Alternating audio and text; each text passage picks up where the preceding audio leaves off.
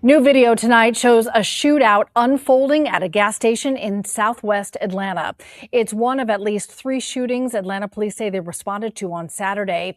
One claimed the life of a 17-year-old boy. 11 Live's Galat Malamed has more on what led to the shootings.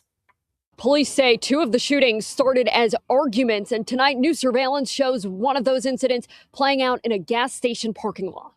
Cameras capture a shocking exchange. 2 men shooting at each other Saturday outside the Valero gas station on Campbellton Road. Bullets then bursting through the window of a truck. Police say 1 man was hit and taken to the hospital. The moments just before shooting caught on camera too. You can see 2 men shoving each other. It appears the man in the red jacket is trying to keep the second man away from the driver inside the silver truck. Then you can see the driver of the silver truck gets out with a gun, pointing it at them as another car pulls up. And this is why the property values in your neighborhoods are shit.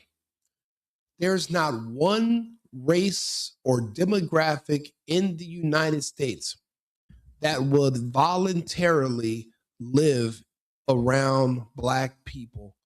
Nobody wants to live in a Black community. Why? Well, it's because regardless of what their mouths say, their actions show. As a culture, as a community, they value life differently than normal Americans or just the average human.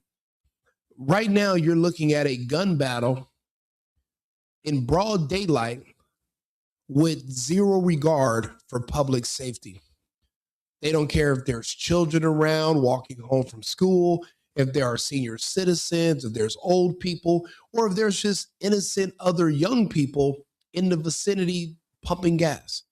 Nobody cares because they value life differently.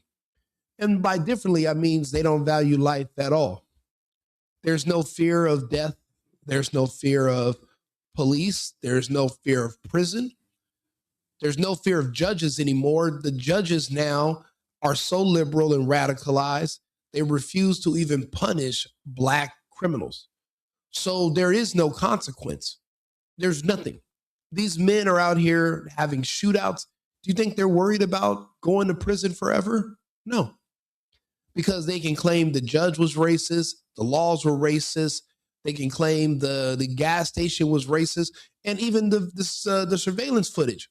Oh, you're spying on us. That's a sign of racism. So with all those excuses being injected into the legal system, when it comes to law enforcement versus the Black community, there can be no law enforcement for the Black community.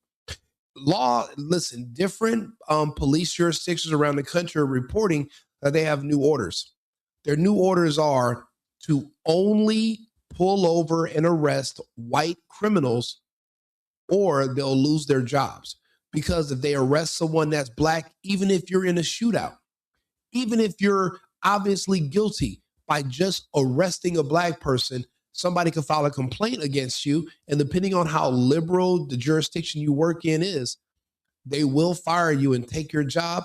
And if somebody's hurt, even if you hurt someone who's harming someone else, they'll take your badge and they could prosecute you. But only if you're Black. But only if the criminal's Black. It's fair game if the person is white or as close to white as possible. But they have to deal with Black people with kid gloves now. So that means that one of the most hyper-violent demographics in the country just had their reins removed and they can just freely do whatever they want. The only solution, since you can't really profile and you can't say, I don't want these people living around me, is you have to uproot your entire family and move as far away from them as possible. They typically reside in urban areas of the cities, which unfortunately is prime real estate most of the time. All these urban areas are close to the airports, close to downtown, close to where everyone wants to be. But we have to abandon prime real estate, the best areas, just because that's where the worst demographic to live around chooses to habitate. And it's really hard to get them to move. It's really nothing you can do. This is a shame. You know, this is in one of our great American cities. And I have a lot of friends that live in Atlanta, and they always ask me why I never come visit. Well, it's because you guys are animals, gay animals. Imagine I'm walking into Lenox Mall and some thug pulls a gun out of his purse and starts shooting. There's so many weird variables in this area. I just don't even visit. It makes no sense. I spend a lot of my time and financial resources so I can afford to not live anywhere near this element. But can you blame anybody for not wanting to live around this? We have shit to do. We have jobs, we have businesses, we have children, we have families. We can't afford to get shot randomly and be in the hospital or be off of work or not be able to perform. We don't have that luxury. You guys don't work. We found out 2 months ago, everyone lives off of SNAP, EBT, Section 8. You don't have to work. So you can afford to have shootouts in the middle of the day. I have shit to do. I don't have the luxury of just having random shootouts at 2 p.m. I wish I did. Maybe if I had more free time, I'd just be out here just, having shootouts at fucking Valero gas stations and random McDonald's drive-thrus. But unfortunately, I have to work. But that's what happens. You know what they say? Idle hands are the devil's workshop. You enable people by giving them free food, free housing, and you blame it on the way they were born. You treat their skin color as a mental disorder. Ketanji Brown Jackson, the auto pen justice, she said that. Well, being born black is a disability. She sees the face that she sees when she looks in the mirror. She sees it as a handicap. So they think you should get free money. But what does that do? That enables people because they don't have any responsibility. They don't have anything to do. So they have this luxury. Look at this. 1, 2, 3. You mean all these men, none of them have work at this time of day? Why? Are they all billionaires? Are they all rich? Let me guess, they're entrepreneurs. They sell Jordans. They got their own clothing lines. And they just have shootouts in gas stations like they're moonlighting. Make it make sense. Just seconds later, the driver of the silver truck starts shooting and someone else fires back. Police expect suspects in both groups to be charged. Just 6 miles away at Westridge Shopping Center on Martin Luther King Jr. Drive, a separate shooting claimed the life of a 17-year-old boy. To be honest with you, I don't like Martin Luther King Jr. I never have because I understand he's a trash person and his policies and the stuff he advocated for destroyed the black community. And you can see the results. How long has he been dead? And the results are just as prevalent as they were 50, 60 years ago. He was probably the worst net positive for the black community in the history. I'm talking about he was worse for black people than slavery because at least black people were gainfully employed and they were married during slavery.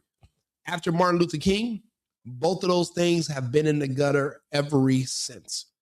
And then open air genocide that we all have to watch on the news every single day. So I can understand why black people disrespect Martin Luther King's legacy because he was trash and they don't like him either. So whenever they see Martin Luther King's name on a street sign, they start shooting. I get it. He was shopping in the complex here, and there was some kind of escalating disputes. We're very thankful to that as far as, no other victims of this crime, and especially with given the holidays and it being the shopping weekend, but I'm very thankful for that. However, just unfortunate that another individual has to lose his life to some gunfire. Homicide investigators now working to learn more about what happened. Thankfully, we have some good camera footage here, so we're working on all angles right now. We're told those 2 shootings are connected. Atlanta police would not confirm that. They are also investigating a 3rd shooting that happened in the city on Saturday on Lucille Avenue, where 1 man was shot.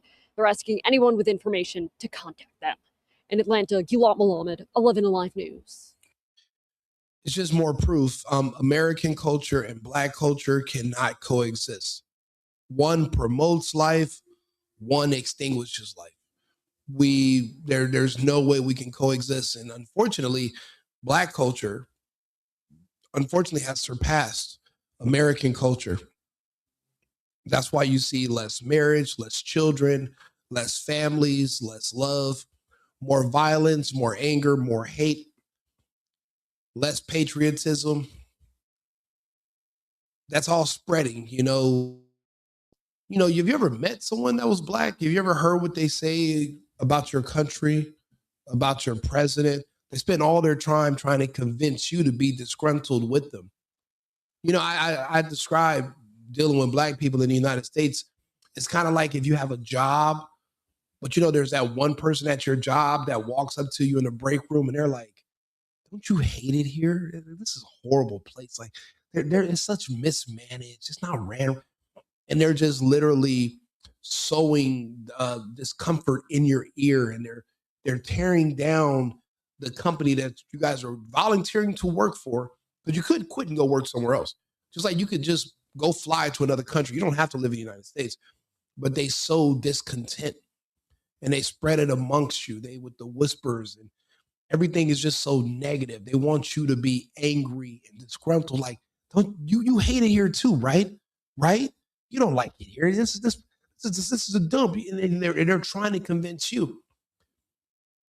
And it works now because they start conditioning these kids of different races younger and younger. That's why they promote black culture everywhere.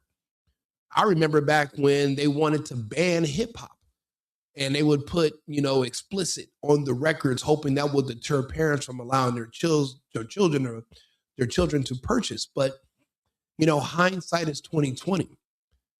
It turns out those people that they were calling racist white men 30 years ago were 200,000% correct about the culture, about the people, and about the harm it would eventually do to the American public and society. But then when you understand that what that community intends for our society, that's what they want. They hate it here. They want you to hate it here, and they want to watch this place burn, even if they're in it. We really do need to do away with birthright citizenship so people can be repatriated to other countries after they are having shootouts in gas stations. We don't want them here. They don't want to work anyway. This is the worst country in the world for you. Canada is better. Ghana is better. They don't have laws in these places. You can do whatever you want. But why go to jail over here and spend all your years in prison when you can escape and we can send you to another place where you can be free to kill and shoot and rob anybody you want. And you don't have to worry about consequences. I'm hoping that when we get rid of this birthright citizenship, we can really make some progress. Well, look, I'll be back on live in a few minutes. Share the video. Let me know your thoughts, whether you agree or disagree. But it's really hard to disagree with me about this. Well, just remember, America first and America only. I've been needing to find a new apartment, which has not been easy with credit as bad as mine. Luckily, I found cosigning.com. They connected me with a cosigner who helped me get my dream apartment for me and my dog. I just paid a small fee and was able to move in fast. Get the cosigner you need for the apartment you want. Check out cosigning.com today.